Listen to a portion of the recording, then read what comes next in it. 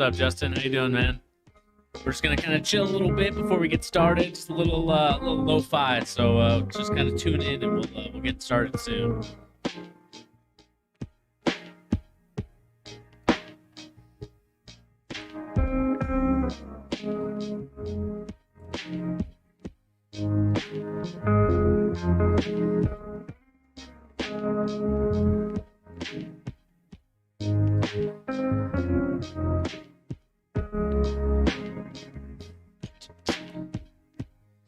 You're my wonder wall.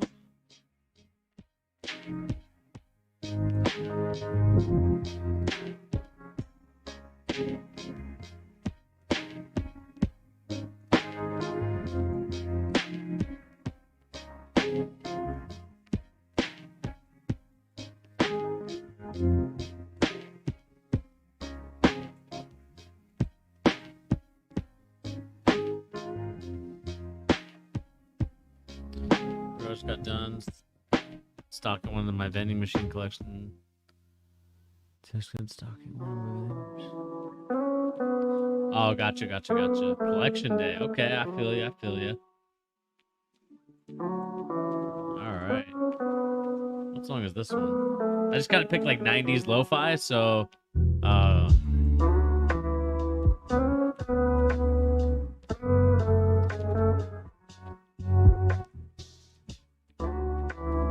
there we go.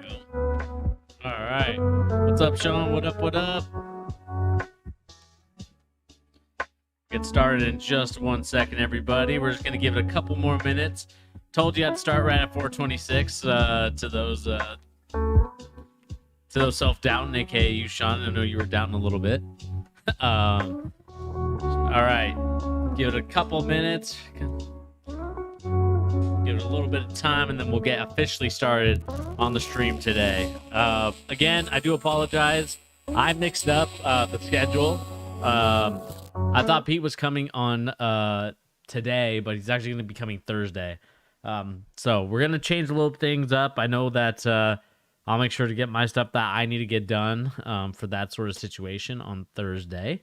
But nevertheless, what is going on, everybody? This is, of course, your boy Bernie here on The Charge. We've made numerous amount of videos on Ben Simmons so far throughout the channel. So I don't want to become like Ben Simmons Network News over here, where I'm just kind of always talking about Ben Simmons in whatever manner. But we do have to talk about Ben Simmons today, just due to the fact that he has come out and said that he no longer wants to be part of the team. This has kind of been known throughout the NBA, and this has also kind of been known throughout I'm trying to think of the right word. It's like it's basically been there, like the secret's out now, but it's always been out there that Ben Simmons probably will not come back to the 76ers, obviously due to the fact that we've kind of dealt with some situations with him in terms of, I think the fans have kind of gotten into him. I think he doesn't like the way that the 76er organization's at right now. And before we get started talking about that, to everybody that's watching, whether you're watching it live or whether I am cutting this up into another video, hope you guys are enjoying your day. Please remember to hit that like, share, and subscribe button. Remember, hitting that subscribe button makes this channel go round, and it gets us closer to our goal, which is, of course, the 1,000 mark. And I do appreciate everyone that has hit that subscribe button. It doesn't take that long. Hit that subscribe button, get this channel over the hump, and let's get ourselves going with The Charge, because I really want this channel to grow. And again, once we get to 1,000 subscribers, then I know we'll grow and do a lot more things than just kind of these streams, and maybe we'll add a little bit more details here and there. But I do need that 1,000 subscriber mark. So if you guys know anybody that is interested in NBA, please please give them this channel and let them know that we talk about NBA news and rumors, and also basketball opinions with sports analysis as well. But nevertheless, let us get right into the news, and that is, of course, Ben Simmons. Ben Simmons is asking for a trade for the 76ers and does not plan on reporting to camp. This, of course, coming from the Philadelphia Inquirer and many other news outlets that have been reporting it throughout the whole NBA day. So Ben Simmons has informed the 76ers that he no longer wants to remain with the franchise and does not intend to report to training camp. Simmons met with Josh Harris, Daryl Morey, Elton Brand, and Doc Rivers last weekend in Los Angeles. The 76ers have been attempting to trade Simmons for the second time since December, and his trade value across the league has gone down. Duly known to the fact that, I think he's kind of stayed and remained the same player these last 4 years. But again, still a great player. But to me, I think that's kind of the reason why the value has gone down for him. Simmons has 4 seasons, $147 million remaining on his deal, and is prepared to accept the consequences of a fine for not reporting to camp. I think that's what it meant to say. While we were planning teams interested in trading for Simmons, the asking price sought by the 76ers has been beyond what most would consider fair market value. Think about 3 months ago when the 76ers were willing to give up Ben Simmons. You're like, let's see what we have to do to get him, said a Western Conference executive who spoke on the condition of anonymity. Now the difference is Ben Simmons says he refuses to play for the 76ers. He wants to go to the 3 California teams. There's so much bad blood between them and the team. The executive said the teams are not willing to give in to the Sixers' steep asking price, knowing that they will help move on from Simmons. The kid said he's not going back, the executive said. I'm not giving you what you're demanding. That's really messed up. And to kind of go onto the point of what they're talking about here on this for Ben Simmons, I think the frustrating part about this whole situation is that the 76ers had so much time to maybe not get rid of, but they had so much time to trade away Ben Simmons for whatever they had, right? Ben Simmons was at one point discussing that trade for James Harden to Philadelphia. And I think that the Philadelphia 76ers should have definitely have done that trade. Obviously, hindsight being 2020, we can Monday morning quarterback, whatever you want to say that we're doing now. But I just think that at the time when I was looking at it, I think it just made perfect sense because I feel like with Ben Simmons is that I think he wants a new fresh of breath air. He wants a new chapter in his life. And I think, honestly, for what he wants in his career, I think... and Justin, you said it right here in the chat. Simmons to the Sac Kings, final answer. And I think that has to be the way that it goes because I feel like what the Sacramento Kings, they're not so much a winning franchise at this moment, right? They have kept rebuilding, drafting poorly. Obviously, they've drafted really well these last couple of drafts, obviously being with the Aaron Fox, Halliburton, and of course, Davion Mitchell, who is looking like a phenomenal rookie this summer league. We'll see how it pertains to the regular season, but I have no doubt that he will be very good during this regular season. But with all that being said, about the Kings, the 76ers are... they're kind of left scratching their heads right now because, they just re-signed Joel Embiid to a contract extension. They just did this with Ben Simmons about a year ago, and you were hoping that these 2 players could be the future of your franchise. You were hoping that these 2 players could coexist with one another so they could help you out in winning an NBA championship. But the problem is that you never got that from him, right? You always seem to think that it was always going to be a situation where they would somehow figure it out. And unfortunately, and I've said this for a couple years now, I just think that you needed to move on from this team because there was obviously going to be friction between Ben Simmons and Joel Embiid because I feel like Ben Simmons wants to play in the low post. I feel like he wants to be facilitating in that area just due to his play style that he's been kind of playing with Rhett Brown and now with Doc Rivers. Whereas, that's Joel Embiid's spot, right? Joel Embiid is going to be in that area. Joel Embiid is going to be the one that's posting people down and, kind of doing his business down there. And I just think that doesn't allow a lot of room for Ben Simmons to operate and kind of do his thing. And the unfortunate thing about this whole situation is just how public it's gotten now.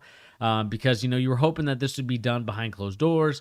But I just think with the way that Ben Simmons, I think he wants to be in California. I think that's kind of been known for these last couple of years. Now, the question is, we obviously know he wants to be in these LA teams, but the problem is the Lakers, they don't have the room for him. The Clippers definitely don't have the room for him. So the only other team that could potentially make a trade that makes sense without giving up a star player, unless you're willing to give up Paul George, that being the Clippers, Ben Simmons' best bet is honestly Sacramento because the Warriors right now, they're not really interested in Ben Simmons. They're not really interested in paying the asking price for a Ben Simmons at this point. And to me, if I'm one of these teams, like I would not want, and the Western Conference executive said it best. Like I know he says he doesn't want to be there, so why would I pay so much to get him? Like, yeah, I mean, if there's a team kind of bidding for him, let's see if we can outbid them. But again, I'm not giving away my whole franchise to get Ben Simmons at this point. Like, yes, Ben Simmons is a tremendous player. I think he does a lot of great things on the defensive end. And of course, finishing kind of has his moments here and there. But for the most part, his defense is what kind of carries him to being an all-star to an all-NBA type of player. The only problem that I have, in my opinion, is that when I really look at it, he hasn't improved his offensive game. And the thing is like, you could be the most defensive player in the world. You could, be able to stop people here and there. You could be able to do a lot of different things, but the problem is that if Ben Simmons isn't able to offensively contribute to the team, besides on the fast break, like, yes, when you're playing really bad fodder teams, right? The Cavaliers, for example, from last year, Chicago Bulls even from last year. This year, maybe a different story. A lot of these other different types of Western Conference teams, Eastern Conference teams, doesn't matter. Oklahoma City Thunder could be another team that, Ben Simmons dominates in the game. But when it comes to the postseason, and it's always the postseason with Ben Simmons, I have no doubts about Ben Simmons during the regular season. I know how talented of a player he is during the regular season. But the postseason is a different animal. It's a different environment for Ben Simmons that creates this sort of, I don't know if it's anxiety or if it's kind of like a nervousness or what it is, but Ben Simmons just does not perform in the postseason, and it just seems to always be a recurring issue each and every year that Ben Simmons is in the league.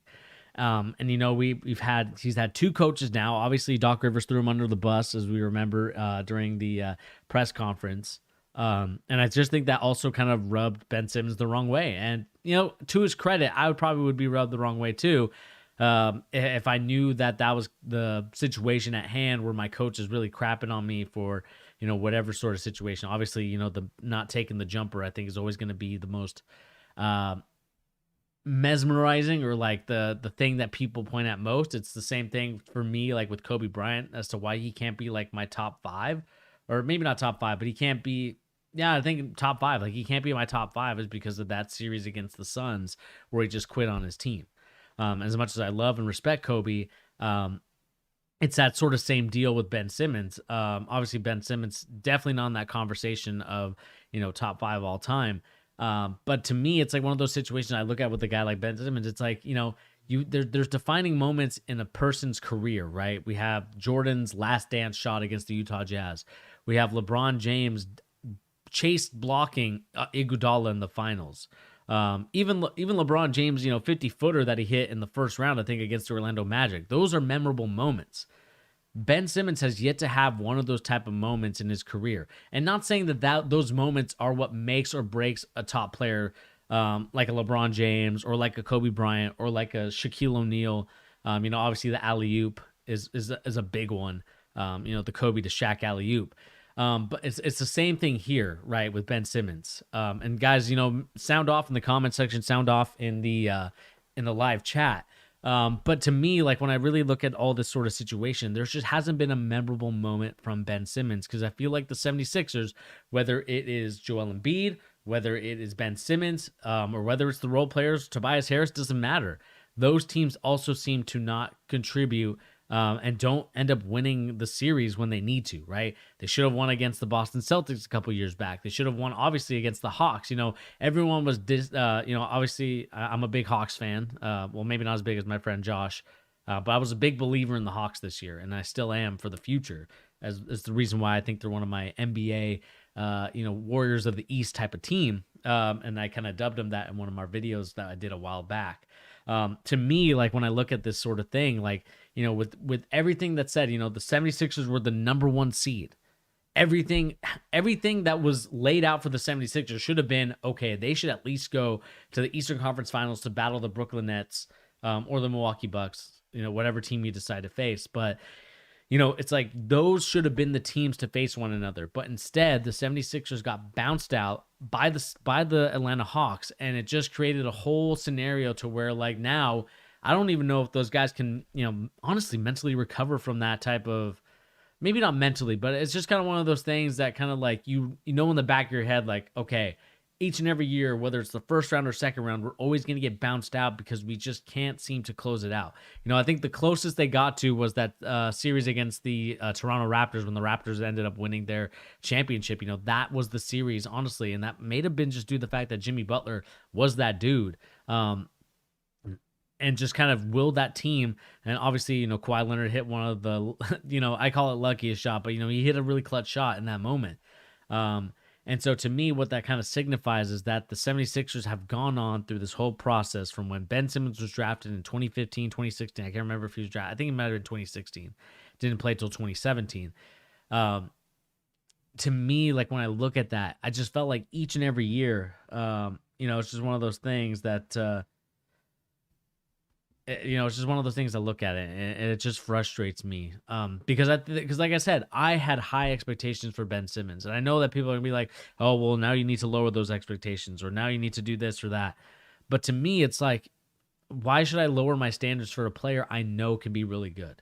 And that's always been my argument. That's always what I talked about here on the channel. It's like, why should I lower my expectations for a guy that I know has the ability to do that stuff? I just think that that's kind of, I don't think that's fair for anybody to kind of be like, well, you should lower your expectations. Like, no, like I expect him to be a really good freaking player. Like I expect him to be one of the top 5 NBA players in the league in the next couple of years, but it just didn't end up happening. It always seemed to be like there was a stalling point. And I know that people on Twitter are calling now Ben Simmons underrated and other stuff like that, but it's like, no, he's just rated where he's at. Like he's a really good player, and that's it. He's a really good player. And I just think that when I look at things like Ben Simmons, when I look at things like the 76ers, and now that Ben Simmons refuses to play, refuses to wanting to be on the team, I think the 76ers should cut their losses and kind of move on from Ben Simmons. I know that that's hard to say because, you paid him so much money, you gave him the extension, you were hoping that this should be the thing that works out for you. But unfortunately, he just has kind of said, like, look, I don't want to be here anymore. I want to be in California. And again, maybe you're one of those petty teams. You could say, I'm not trading you to California. You're going all the way as far as I can see. Maybe you trade him to the Brooklyn Nets, or sorry, not Brooklyn. Maybe trade him to the New York Knicks. Maybe trade him all the way to the East Coast. And that way, he's not in California where he can kind of, where you don't want him to be because that's where he wants to be. And again, he has Rich Paul as his agent, and Rich Paul, he's going to take care of his, according to everybody but Nerlens as well. But he's going to take care of his top clients, I should say. Like he's always going to be the guy that looks after a guy in Ben Simmons or LeBron James or any of these other top tier clutch athletes and tries to make sure that they're in the best position possible.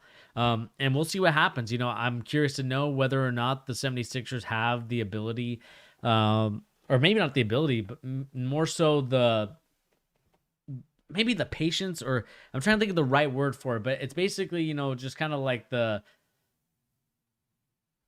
cooling period where it's like, all right, Ben Simmons has said he doesn't want to play for us. I'm not going to get angry, but I'm just going to, I'm going to think about it. And eventually just probably trade him. But I just feel like the 76ers aren't going to trade him to a California team.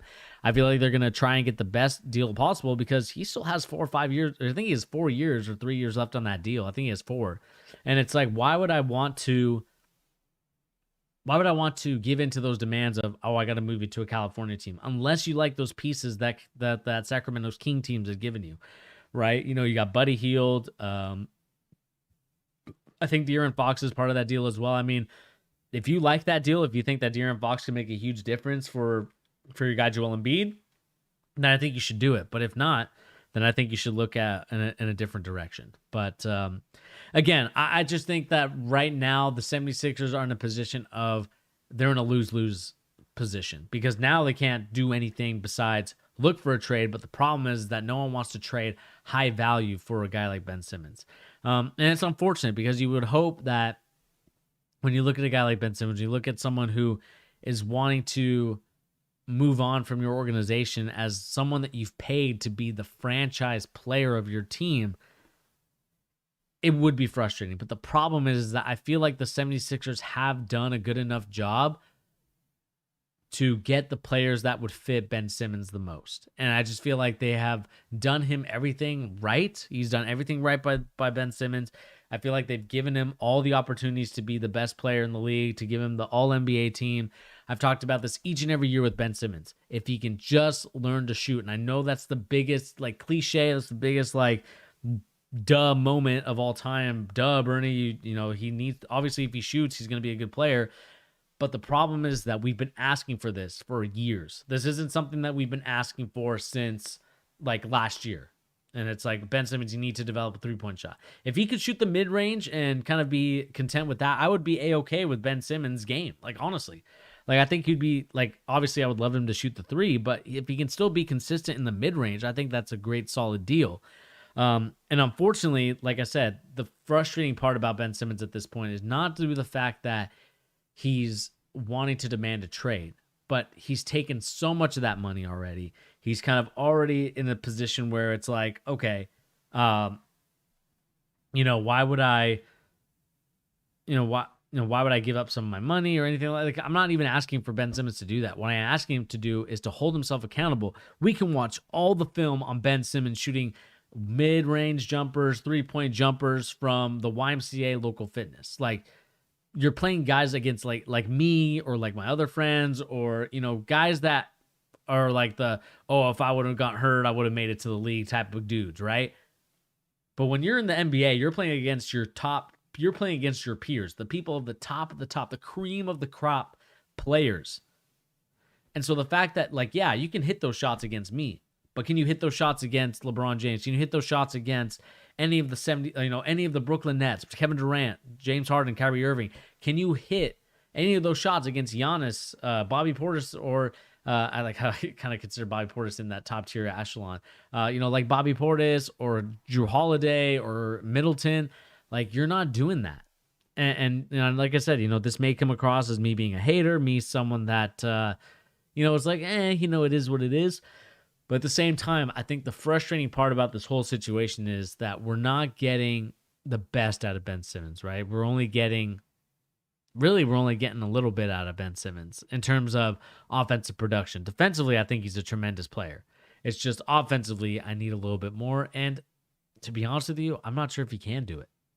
As much as I would love to see Ben Simmons improve his offensive game each and every year, it's just going to be tough when I just feel like I don't see that from him every time. Like, yes, he's in the gym. Yes, he's working out.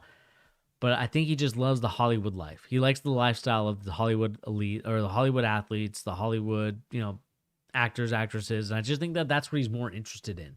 And there's nothing wrong with that. Everyone has their own hobbies. Some people like to use the summer to, get better in the summer. Some people use the summer to take a break.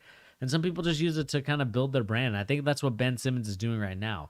Obviously, he's kind of signed some endorsement deals, and he's trying to build a brand at this moment. I just don't feel like he's really interested in, I would say, kind of the, what's the right word I'm looking for? Like, he's not interested in, growing his game. He's interested in growing his brand. And that's fine. Like, if that's the way that you feel and that's the way that you want to go, I'm not going to be here and say, like, oh, you should be, in the gym, working out every single day and, trying to get better. Like, obviously, I know that that's not realistic for someone of Ben Simmons' age, single, or maybe has a girlfriend, I don't know. But someone of his age, his, stature in the world, like, you're going to be wanting to do other things besides, your craft, which there's nothing wrong with it. Again, I think that for the 76ers, you went to LA, you were hoping that Ben Simmons would kind of answer you and kind of respond to you about what you need from him and how you should be able to handle this situation. But at the end of the day, it's one of those things, you look at it and you're hoping at some point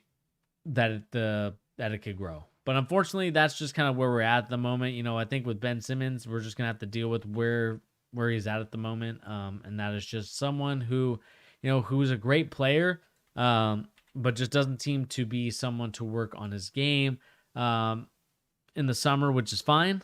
But I just think that the realistic part of this whole situation is, what can Ben Simmons do with a new opportunity?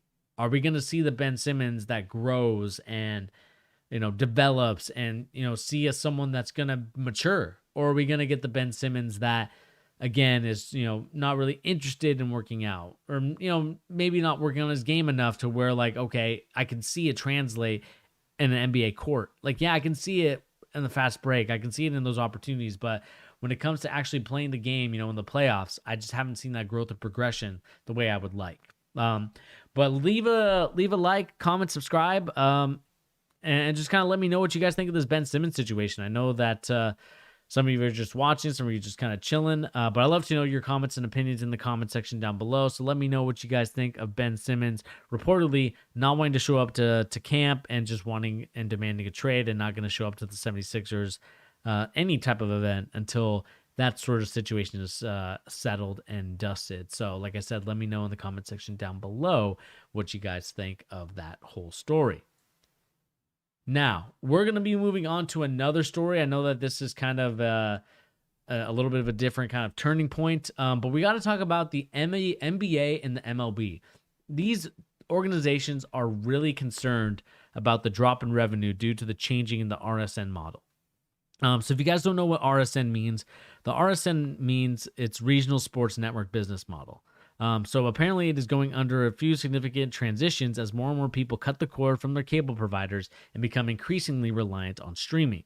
The house is on fire, one network executive said, referring to the RSN business. Executives from leagues, teams, distributors, and networks have met regularly over the past several weeks to look into new business models for local media rights. Local media rights can make up 50% of the MLB's team total revenue, sources say. The main topic discussed is how to bridge the gap between current RSN model to future streaming ones. Any rush towards streaming, however, would mean a deterrent in local team revenue in the short term.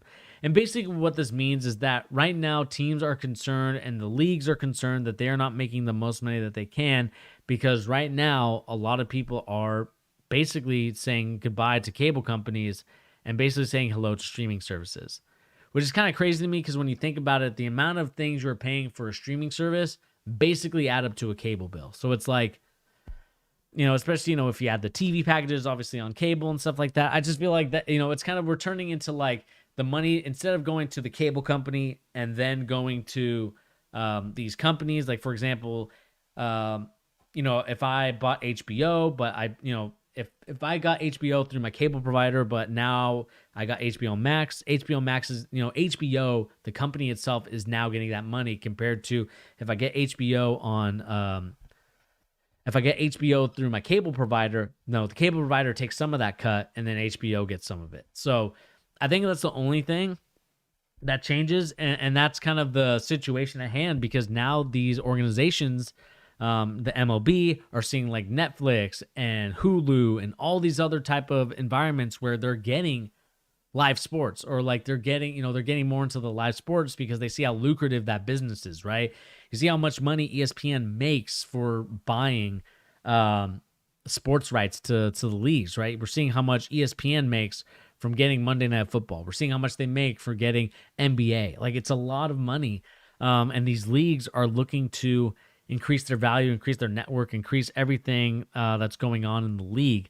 And I just think that right now you're looking at a situation at hand where these local medias are now going to be screwed, because those local medias are the ones that have to pay these cable companies to stream their games. Like, for example, whatever your local affiliate for Fox is, Fox gets a percentage of that. And that's what the league is trying to look into, is like, how do we fix that? Because obviously they don't want to lose. They obviously seeing that there's a big drop in revenue due to the fact that no one gets cable anymore. People are probably pirating the games. They're going to websites that, we will not be mentioning here on the channel. So Sean, don't get any ideas. Just kidding, by the way. But nevertheless, it's kind of one of those things, you look at it and you're seeing a sort of frustration boiling over for these teams. And I just think that, to me, what the NBA, what the MLB, what the NFL should do is really look into having a streaming service of their own stuff. Now, this could spell some trouble for like places like ESPN, who are losing millions and millions of subscribers. You paid Stephen A. Smith this huge contract, $12 million a year, to kind of be the face of your ESPN branding. But really, the main branding for ESPN is honestly their sports, their live sports. And the problem is that now that people are not really getting cable anymore, especially the sports packaging, now you're seeing a decrease in revenue of ESPN's buying power. Like, they can no longer just be like, just about to order another fake jersey. Speaking of avoiding paying full for things, getting a Seattle Kraken one. Nice, man. Which, are you getting our top pick player, Sean? But to kind of go back to the point of what I was talking about, a lot of people don't want to have cable. They don't want the streaming service. We talked about this. I mean, there's so many different avenues we can go down when it comes to this. But I think my biggest thing with this is that the NBA, the NFL, MLB, I think that in order to really succeed, and I think that they could be able to do it. Now, the question is, how much is it going to cost these companies to kind of provide that infrastructure? Or, maybe one of these leagues just buys outright ESPN. I could see, no, just getting an away jersey with no name or number. Okay. I could definitely see like the NBA buying out ESPN and just basically saying like, we're going to just take your equipment and basically you're just going to film our games. Because to me, like when I think about it, the frustrating part about League Pass, and this is just kind of for me that has bought in League Pass before in the past, is that, there's going to be some games where you get blackout games, right? Depending on where you live.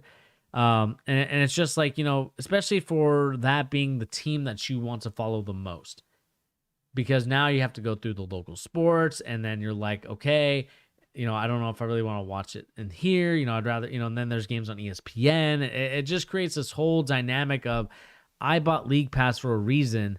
Why am I not able to watch my sports? I don't care about a blackout. I don't care if it's on my local channel. I want to watch it through League Pass, especially if I bought a one-team League Pass. I want to watch that team on League Pass. I don't want to watch it on a different network. And I just think that right now, the RSN model is getting, I think it's scary for a lot of these cable companies too, because they have so much power in terms, well, maybe they don't have much power anymore, but you can definitely see that they are not interested in, giving up that revenue anytime soon. Places like Xfinity, Dish, they're not looking to get rid of the sports. They're looking to add every time. But the problem is that stuff is losing money because no one wants to pay for Comcast anymore. And I don't blame them. Comcast sometimes can be a little shady. Sometimes Fios and Frontier, a little shady. Dish Network, shady. Because they want you to buy other things along with the package, right? They want you to buy the sports package, which gets you League Pass, which gets you NBA TV, MLB Network, NFL Network, and many more things. And really, it's like some people just want to buy just for the NBA games, or some people want to buy for MLB or for NFL. I think NFL doesn't really have that much of an issue just due to the fact that it's so nationally televised. And it's one of the most, I would say, most popular sports in history. But at the end of the day, I think a lot of people are kind of confused about what the right model is. And I think if League Pass, I think for me, League Pass would be so much better if I had access to millions of past games. Like let's go. I want to go to League Pass and kind of show you guys what I'm talking about.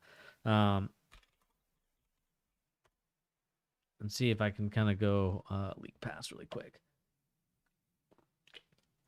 I want to see if I still have it or if I need to.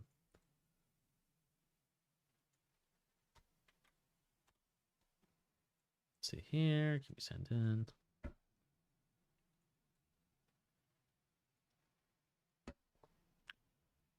Okay.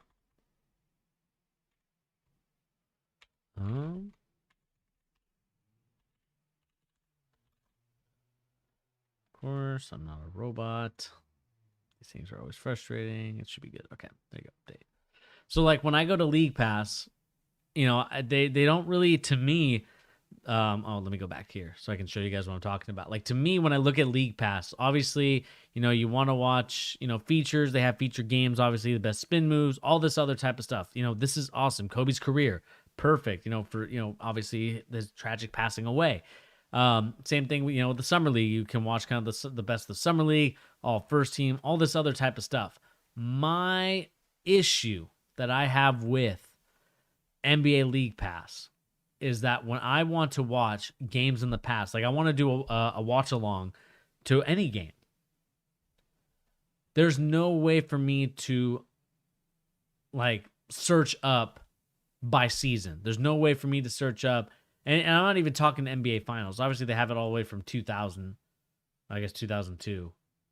I would love to watch stuff from like the 2000. Like I would love to just like randomly find a game 2005, Sonics versus Magic game, like whatever that may entail.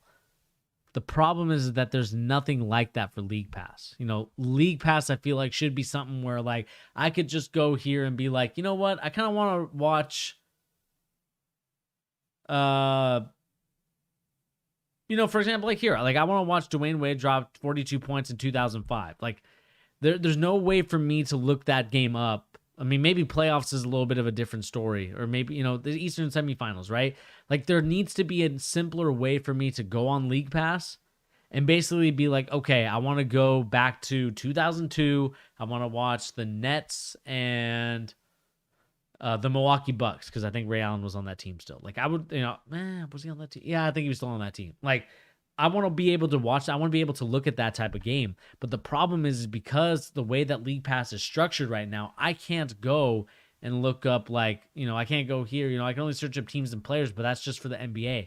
I feel like League Pass needs to be like its own separate, almost like different from NBA.com, and letting me actually look up, honestly, things to look at, right? I want to look up, like I said, 2002 Nets and Bucks. Like I want to be able to find that game, and I feel like the NBA has the capability of doing that. I just think they need to revamp League Pass, because the amount of money that you're paying for League Pass, I want to be able to get more, especially if you're paying it online, through the NBA. You're not doing it through your cable provider. I'm doing it through the NBA right here. And if I'm a customer of the NBA and I'm a huge basketball fanatic, I love basketball, clearly, basketball coach, love watching the history of the game, seeing how it evolves and stuff like that. I want to be able to go into here and look up, like I think Tar Heel Nation, I know you're not in here, but I want to be able to look up in here 2011 Dirk Nowitzki Game 6. Like obviously I can do that through I think it's probably one of like the classics. I'm not sure if it's like a classic stat line or not. But again, classic stat line only lasts up to here. Like if I want to go, NBA Finals, I can do that here, which is fine. If I want to go 2003, I have all games right here. Tony Parker scores 26. All this other type of stuff. Crazy that man, that's crazy. I actually kind of want to watch this finals, to be honest with you. Maybe someday in the future. But again, like I want to be able to do that with you guys, but not just NBA postseason. I want to be looking through that whole series. Like, I'm always here, GOAT. Hey, I see you, Tar Heel Nation. Like obviously, we can go in here and go to 2011 and watch Dirk Nowitzki in that Game 6. I don't know if they'll have a picture of it. Carries Mavericks to a first NBA title. Like, obviously we can do that. But the problem is that I want to be able to go on League Pass and look up some classic games. But like, they have a lot of different, they only have like 6 games for me to choose from. Whereas I feel like I want to be able to kind of be able to pick throughout from, like I said, whenever you have felt like, I don't even know what the oldest thing they have on NBA League Pass is. I want to see if there's like games of the season, like classic moments. Like, let's see, like this doesn't really go that far back. You probably have here, 66. That's pretty cool. I'm glad that they have that. But again, 1993, I want to be able to go back to whenever they have film and be able to watch those games. That's what's awesome about NFL.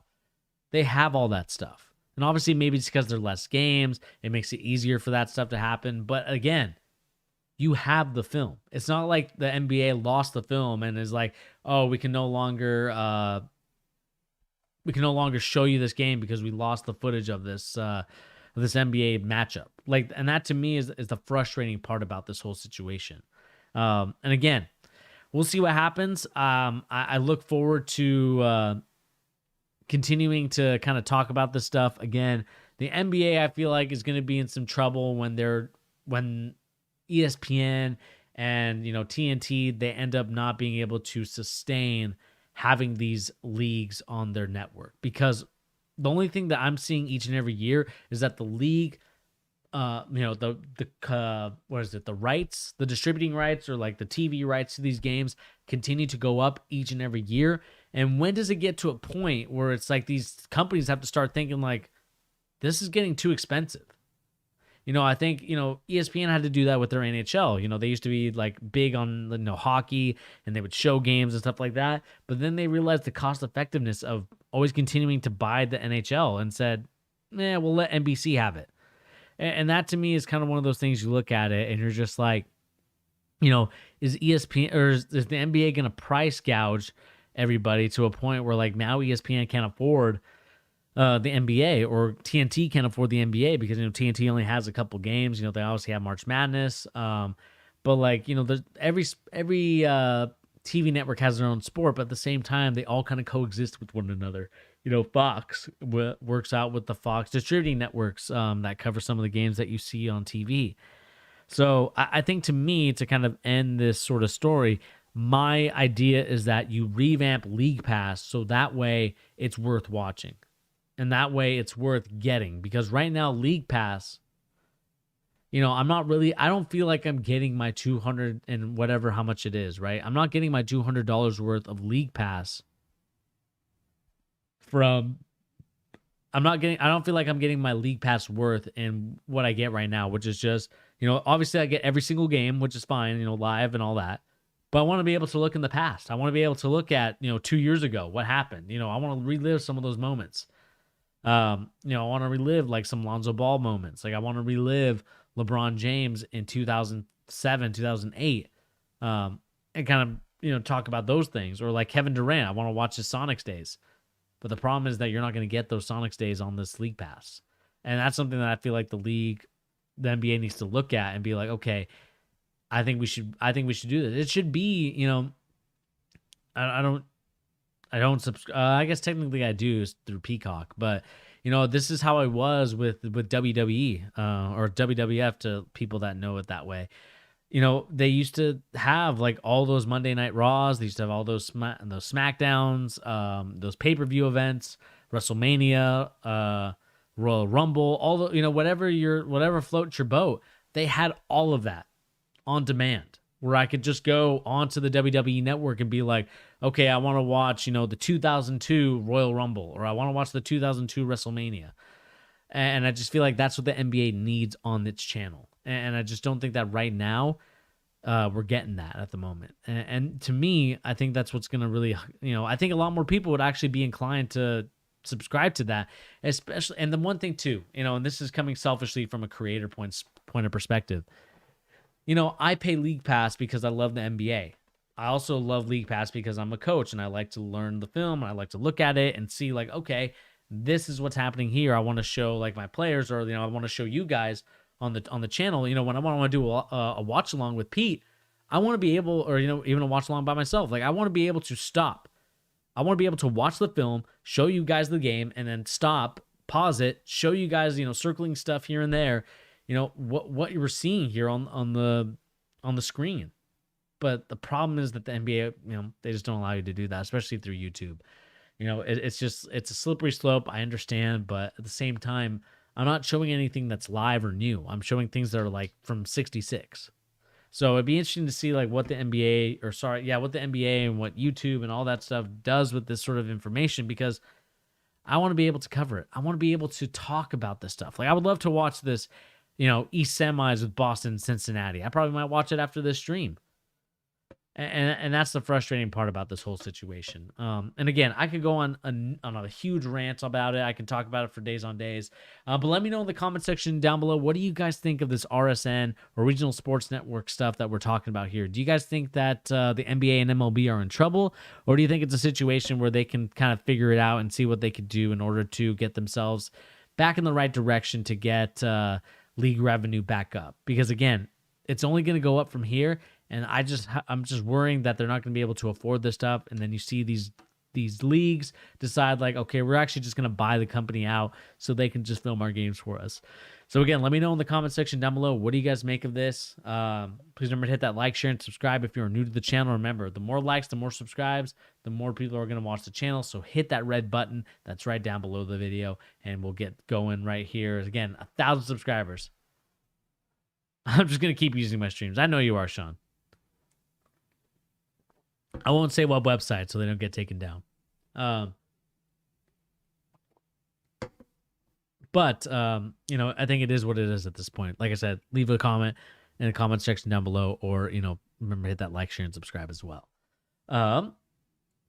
I think the last story we'll talk about, which will kind of be the last 15 minutes, is this story out of it's more of a football story, I would say. Obviously you guys know about the IMG Academy versus Bishop. Let me see what their names are. Let's see if they talk about it here. Nope. Bishop Sackmore High School in the IMG Academy story.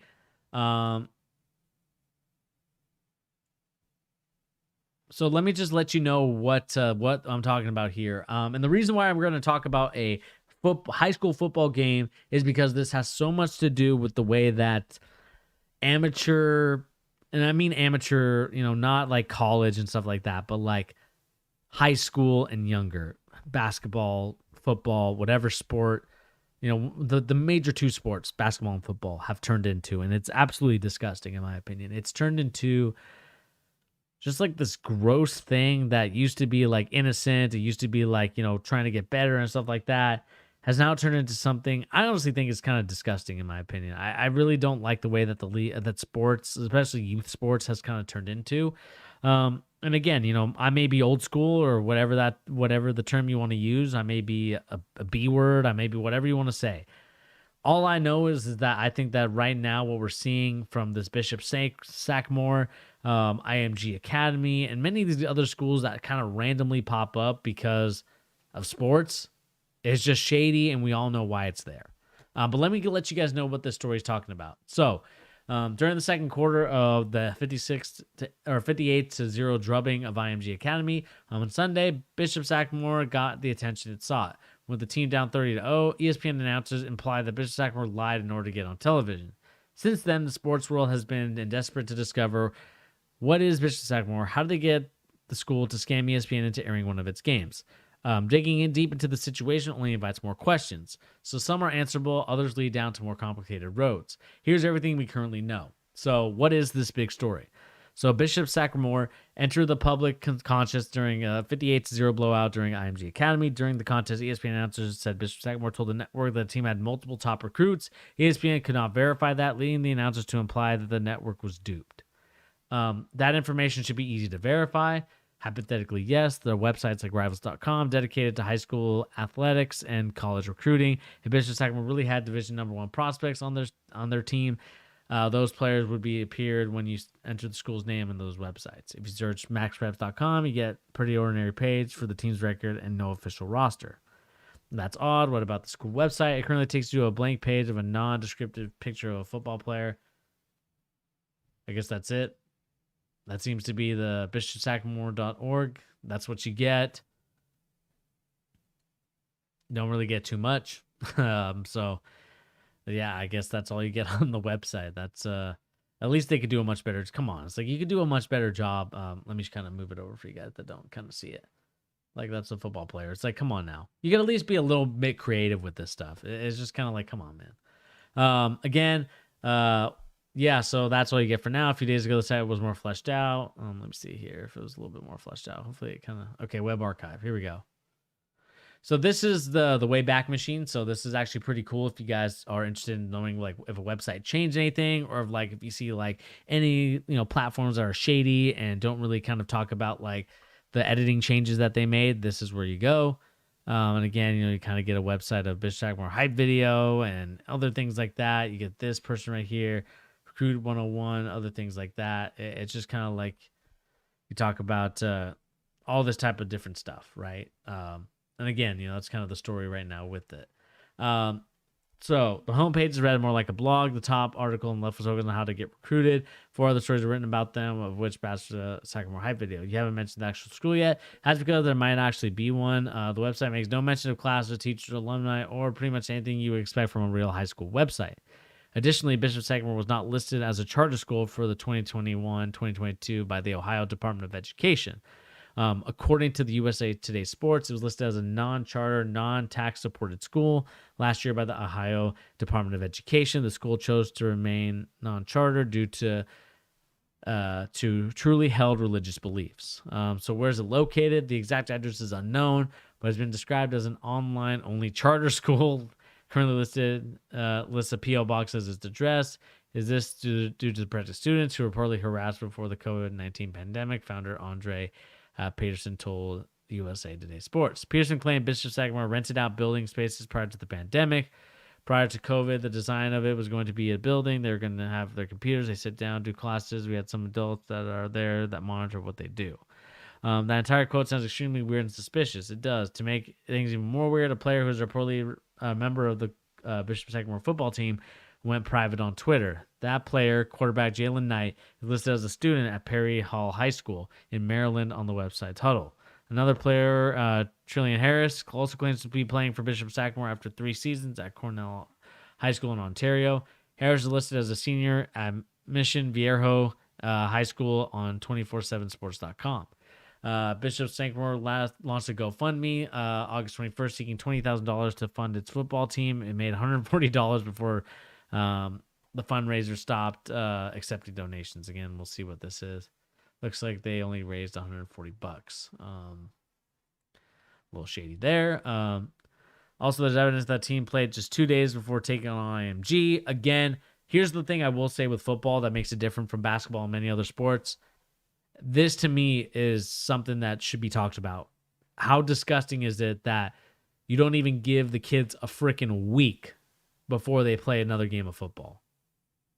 Like, even 6 days I will take, but not even like it's 2 games before. So 2 and 3 days. Like, that to me is ridiculous. You're playing 2 freaking football games in 3 days. That's just stupid.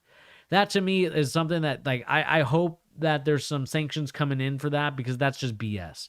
The fact that you would allow kids to play 2 freaking football games in 3 days is just absolutely mind-boggling to me.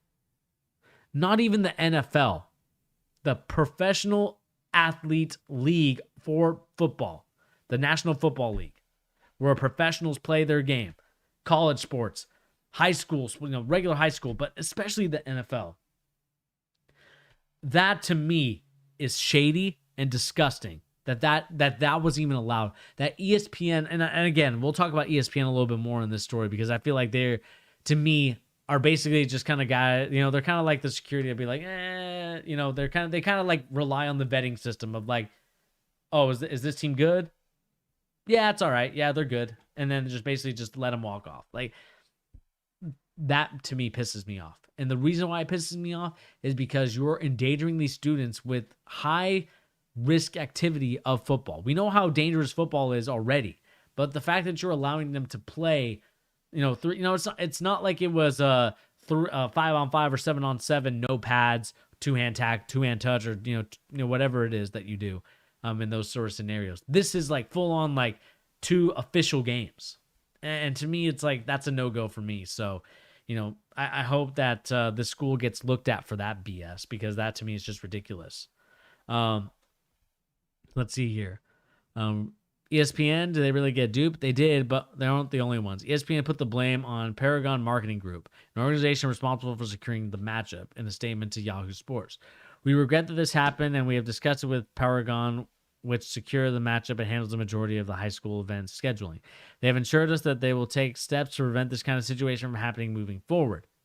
Anything else that we need to know? Obviously, Bishop fired their head coach, Roy Johnson, on Tuesday. Hal Johnson was reportedly fired by Peterson, who, aside from the founding Bishop Sagamore coach, is the offensive line and defensive line for the football team. Peterson informed USA Today Sports of the change that insists that Bishop Sagamore is not a scam. If it's a scam and these kids are not going to school and not doing what they're supposed to do, then I'm literally scamming myself.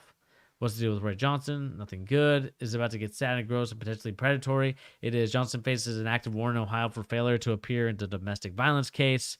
Obviously, he's dealing with that sort of situation. In addition to that, Johnson will go to trial after defaulting on a $100,000 loan from the First Merchant Banks. Johnson used that loan to operate Christians of Faith Academy. Johnson also faces a civil lawsuit after he alleges that he did not pay for a hotel over $100,000 house football players. How is he dealing with these serious money problems? Again, what is, so is another school.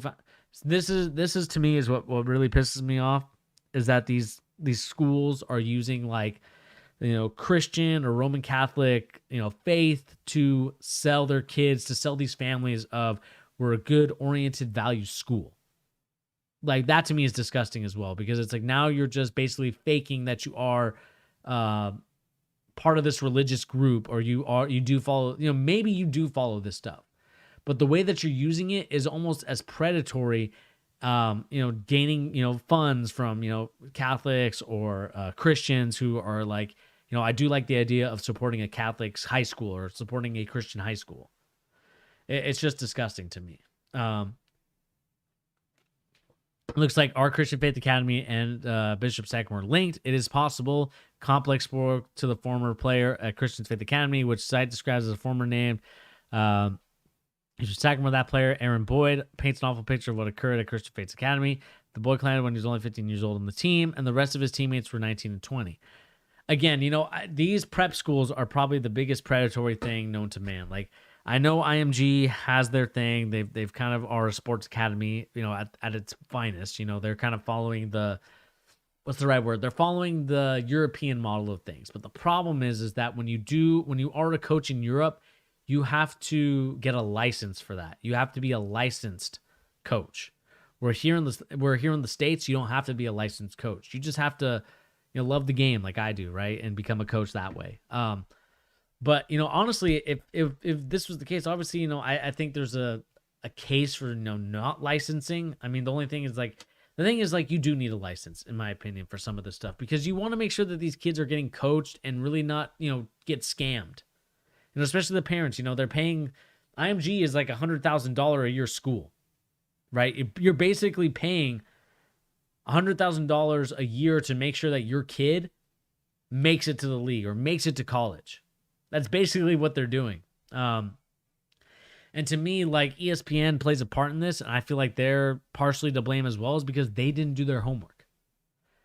Usually when you have announcers, and maybe they also didn't get the announcers on board, but it's like when you usually have announcers, they're usually learning the history of the school. They're learning the history of who went to these high schools. IMG, produces like all these top athletes. Where like Bishop Sackmore, what do they produce? Absolutely nothing, because there's no website to say anything. And to me, like, when you look at this stuff and when we kind of continue to monitor the situation at hand, my frustration with all this sort of stuff is the fact that, I don't think that they were truthfully being honest with, one, the parents, and two, the kids, especially the kids, man. It's frustrating that you're trying to sell them on a dream of you can make it to the league by signing up with us, or by paying however much money you do a month or a year to be at our school. We're going to get you to the promised land of getting a scholarship opportunity at a high school. And the problem is that you got parents that just eat that stuff up and are gullible to that stuff. I mean, I'll keep it real. I worked in an event, and I'll leave the name out, for legal purposes. I don't want to get sued for all that stuff. I worked a high school basketball event where it was supposed to be a showcase where you're supposed to show, where basically it's like, oh, we sell these, we get a lot of D1 athletes that come to this stuff. We get, people that have gone on to play at higher schools and all this other stuff to, get into the league and other things like that, right? That's how they sold it. But when I went there, when I actually worked it, thinking like, okay, I'm going to learn some pretty cool stuff, it honestly ended up being the shadiest thing in the world. Crappy film, really piss poor church. Like it was a church gym, small, narrow, and really only meant one court. Had, obviously had like 6 hoops. Disgusting, absolutely disgusting the way it was done. Especially, COVID, we can, but whatever you think about it, still in a cramped room with a lot of kids, that's just, again, not sanitary. And of course, obviously going to be some issues in that aspect. But it was absolutely disgusting that you were selling the dreams to these kids that they can play at the next level when maybe some of them can't. Maybe there is room for everybody to have a spot in the college atmosphere to play that sport. But it's just impossible to sell every kid that dream. It doesn't matter if you think is D1, D2, D3. Like they were selling anybody and everybody that went there that they could make it to college basketball, which is to me is not the case at all. Like as much as I love some of the coaches that did work there, the event itself was a huge scam, and I felt dirty taking that money that they cut the check for me. And that's not to say like, oh well, you took the money anyway. Well, yeah, I did, and that's something that I kind of regret, to be honest with you. Like, yeah, money is money, but at the same time, the way it was done was just disgusting. And it's not something I'm proud of, because this kind of stuff right here adds to the whole bastardization of youth sports, where we're now basically just paying everybody and everybody money to somehow make our kids play high school sports, to play these sports that, maybe some of them they give up in like a couple years and are like, well, I'm not really into football anymore. Or I'm not really into basketball anymore. You don't know what your kids are going to be into or not into. But the problem is, like I said, we sell these kids on these hopes and dreams that, like, yes, if you continue to work hard, you're going to make it. You're going to be this, you're going to be that, but you have to come to my camps. You have to come to these events. You have to go here and there. Here's the thing. If you are a talented player, coaches will find you no matter what. Coaches are looking everywhere for talent. They're not just looking at one place because they used to work there or because they used to be from that area. Like they will travel far and wide to see like what some kid is about. Like they'll be like, oh, well, let's look at this kid, see what he's got. Like they will look. And I think that's the thing that a lot of these kids, and if any kids are watching this stream, whether you're watching it now or watching in the future, bet on yourself and make sure that the people that you do go to with these camps have a history of showing you that, yes, we do take a lot of these kids and a lot of these people to the next level. Because to me, that is where you want to go to. That is the people that you want to look up to. That's the people that you want to really, find a way to get to. But unfortunately, the way that our society is with youth sports, it has turned into a bastardization of what it once was back in the day, and has now turned it into a money machine. It turned into a cash cow in terms of we don't really care about the kid. Or maybe they do care about the kids, but they care about the money more. And I just feel like that to me is a situation where we need to look at this whole thing right now with what's going on with this Bishop Sacrament. It reeks of trying to make a quick buck on kids and selling these hopes and dreams that they will make it to the league. IMG started off the same way. Obviously, they kind of gotten a little bit better. Again, I don't really like IMG too much in that aspect because I feel like they are a little bit shady with some of their stuff. But again, we live in this society where we basically just, bastardize the sport. And that to me is the damn shame. But anyway, guys, that is going to do it here for the charge. I want to thank everybody again for watching, tuning into the stream. I appreciate each and every one of you. I did leave a link in the chat if you are interested in grabbing some merch or grabbing some or donating to the channel. Again, none of that is mandatory. The only thing that's really mandatory is hitting that like, share, and that red button, which is the subscribe button. Click it, see it pop up, and then make sure that the charge is located, and make sure you have that notifications on so you know when streams like this are going to be live. Anyway, guys, that is going to do it here for the charge. Thank you once again for tuning in. This has, of course, been your boy Bernie here, giving you the latest NBA news and rumors and also basketball opinions. Like I said, hit that like, share, and subscribe, and we'll catch you later. Peace out, everybody.